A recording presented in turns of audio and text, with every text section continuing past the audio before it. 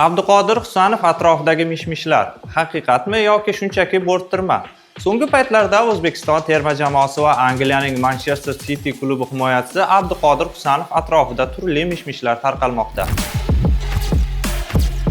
Himoyachining so'nggi 5 uchrashuvda maydonga tushirilmagani fonida ingliz nashrlarida uning shaharliklar safidan ketishi mumkinligi haqida xabarlar paydo bo'ldi. Hozir shu mavzuga batafsil to'xtalishga harakat qilamiz. O'zbekiston terma jamoasining mart oyidagi yig'iniga yetib kelgan Abduqodir Husanov o'zbek ommaviy axborot vositalari tomonidan ancha iliq kutib olindi.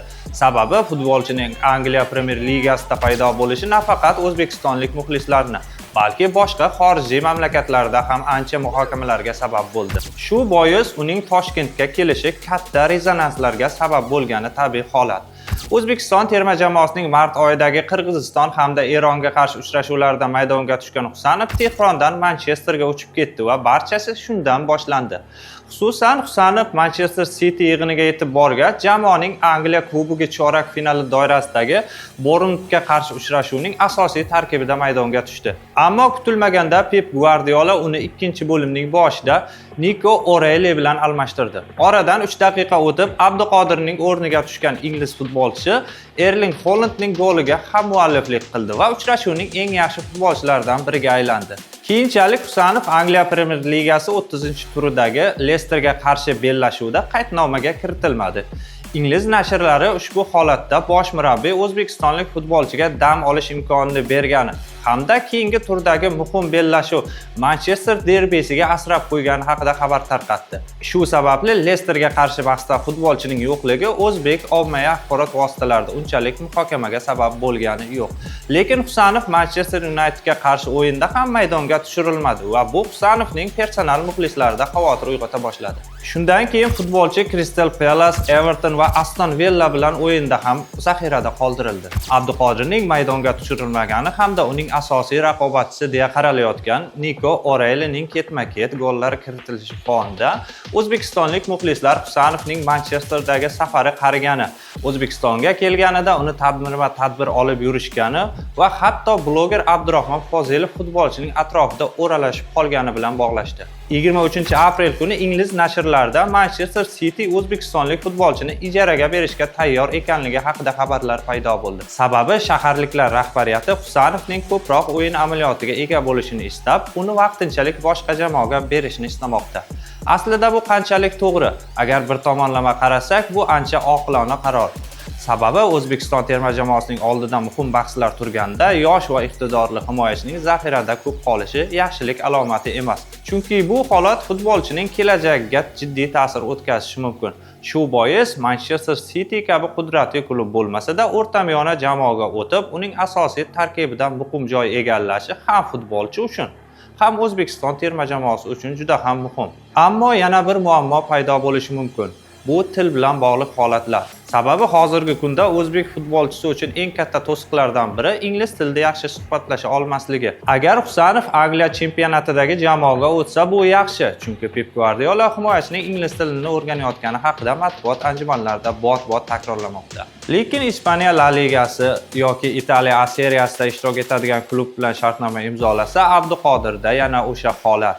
Yangi muhit, yangi mamlakat va albatta yangi til bilan bog'liq muammolar paydo bo'lishi mumkin. Shu bois uning boshqa klubga o'tishi ham yaxshi, ham yomon tomonlarga ega. 23-aprel kuni Husanovga oid yana bir xabar paydo bo'ldi.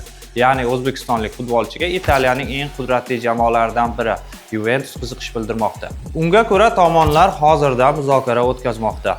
Hatto shaharliklar rahbariyati himoyachini Turin klubi a'zosi Andrea Cambiasoga almashtirish borasida ham o'ylab ko'rayotgani aytildi.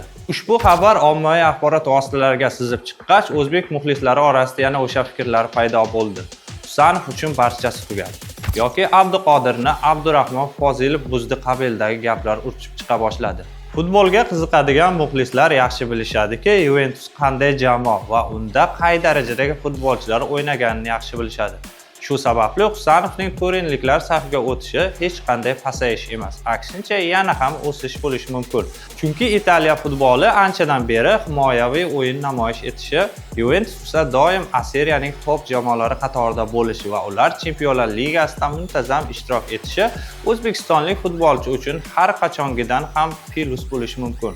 Ushbu mishmishlar fonida O'zbekiston Futbol Assotsiatsiyasi matbuot xizmati rahbari hamda taniqli sharhlovchi Davron Fayziyev Husanovning oila a'zolari bilan suhbatlashib, uning atrofidagi vaziyatlarga oydinlik kiritishga harakat qildi.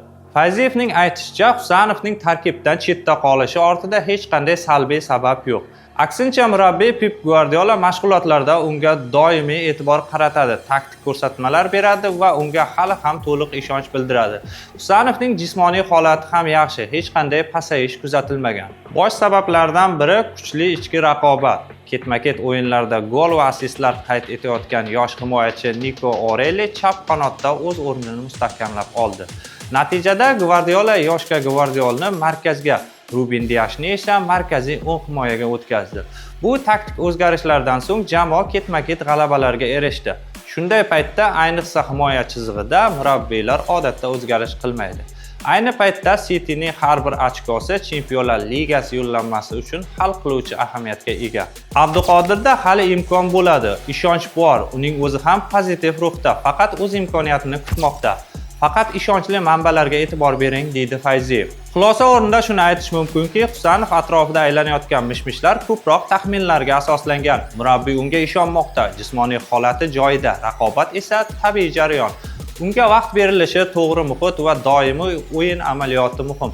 Biz muxlislar esa qo'llab-quvvatlashda davom etishimiz zarur. Chunki u hali oldinda bizni ko'p bor quvontirishi mumkin. Shu sababli futbolchimizni faqat va faqat qo'llab-quvvatlashimiz zarur. Chunki unga bildirayotgan har qanday ishonch Husanovga qo'shimcha kuch berishi tabiiy.